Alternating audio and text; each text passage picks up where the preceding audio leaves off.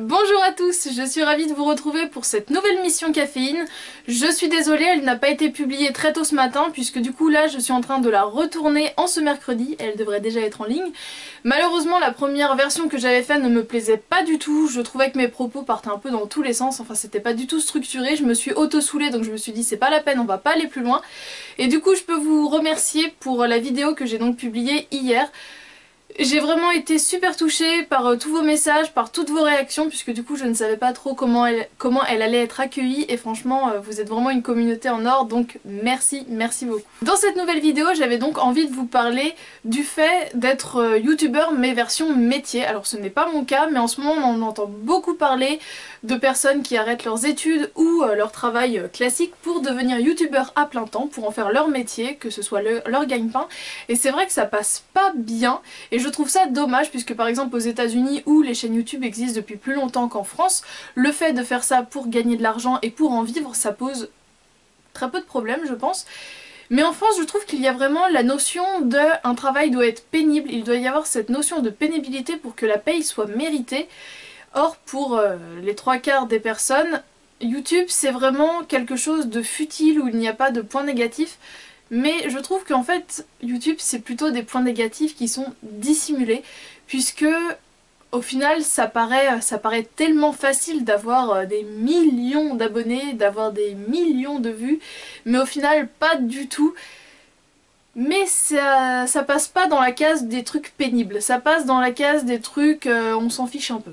Je trouve ça dommage puisqu'au final, toutes les personnes qui se sont lancées sur YouTube, normalement, je dis bien normalement puisque malheureusement de plus en plus on se rend compte que c'est pas le cas, les personnes se lancent par passion parce qu'elles ont envie de partager leurs connaissances, leurs passions et le fait de faire des vidéos, eh bien c'est qu'on a quand même quelques atomes crochus avec tout ce qui est dans l'audiovisuel, dans le montage de vidéos, dans la musique, puisque voilà, toutes ces notions vont quand même se réunir au sein d'une chaîne YouTube.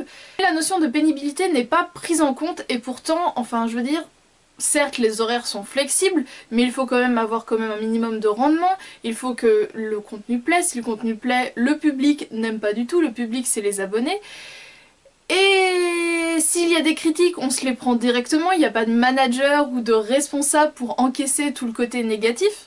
Il faut savoir avoir quand même sa marque de fabrique, son identité, on peut pas tout pomper sur les autres, c'est pas possible puisque du coup les abonnés s'en rendent forcément compte. Donc voilà, en fait je trouve que YouTube ce sont plutôt plein de petits pics qui sont dissimulés dans ce joli enrobage de YouTube, c'est formidable, tout le monde il est joli, tout le monde il est mignon. Alors après ce qui fait beaucoup réagir ce sont les personnes qui arrêtent leurs études pour vraiment se consacrer à YouTube. En gros, elles se disent, enfin c'est ce que j'ai lu pas mal sur les réseaux sociaux, que ça incitait les jeunes à arrêter tout simplement leurs études, que les études ça servait à rien. Alors il y a quand même une limite, puisque l'école est obligatoire jusqu'à 16 ans, je veux dire c'est pas des gamines de 12 ans qui vont se dire bon c'est bon le collège c'est naze, j'arrête, je fais des vidéos. Pour faire des vidéos, il faut quand même avoir un gros soutien des parents derrière, puisqu'entre l'achat de la caméra, de l'appareil photo, de l'ordinateur, enfin voilà, c'est pas gratuit tout ça. Alors après, bien sûr, les parents peuvent avoir déjà tout ce matériel, mais il faut qu'ils soient d'accord pour le prêter à leurs enfants, et donc il faut qu'ils soient derrière eux, très important, faut quand même vérifier ce qui est publié sur internet. Dans la vidéo il faut qu'il y ait du contenu, qui dit contenu dit très souvent achat, et donc ça c'est pareil, à 15 ans si on n'a pas de revenus on peut pas se dire bah, c'est bon je fais des vidéos avec du vide, non, ça marche un temps mais ça marche pas longtemps. Donc voilà, tout ça pour dire que je trouve que YouTube ça peut, pour des personnes qui commencent relativement jeunes, qui sont bien encadrées par leurs parents, ça peut amener à une passion pour un futur métier, même qui n'aura aucun rapport avec YouTube, mais ça peut inciter à vouloir faire une carrière par exemple scientifique au niveau des cosmétiques, ça peut orienter les personnes vers le milieu de l'audiovisuel, vers tout ce qui est communication. Donc voilà, je trouve que YouTube au final ça peut regrouper plein de branches, ça peut inciter à vouloir chercher un peu plus loin au sein d'une ou d'une autre branche.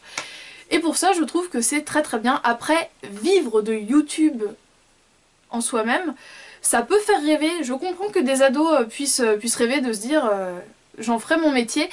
Personnellement, je préfère quelqu'un qui rêve de devenir youtubeur où il devra, entre guillemets, gérer sa carrière, gérer son contenu et tout, qu'une ado qui dit plus tard moi je voudrais faire de la télé-réalité, puisque j'en ai déjà entendu ça dans des reportages et là je trouve vraiment que c'est grave, puisque rêver de faire de la télé-réalité, en gros de passer sa vie en maillot de bain sur une plage ou au bord d'une piscine à sortir les conneries les plus connes, j'ai même pas de mots pour expliquer, enfin voilà, non mais voilà, faire du vide avec du cornichon.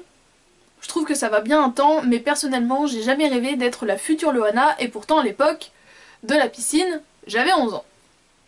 Donc voilà, si YouTube peut faire rêver, peut donner envie, qui n'a jamais rêvé d'être youtubeur? Oui, t'as toujours rêvé d'être youtubeur.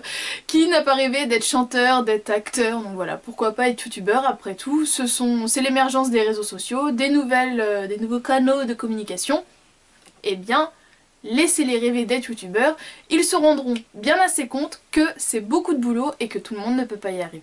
Donc voilà, c'était ma petite mission du jour, j'espère qu'elle vous a plu malgré son retard. Je vous fais d'énormes bisous et on se retrouve demain pour une prochaine vidéo. Ciao!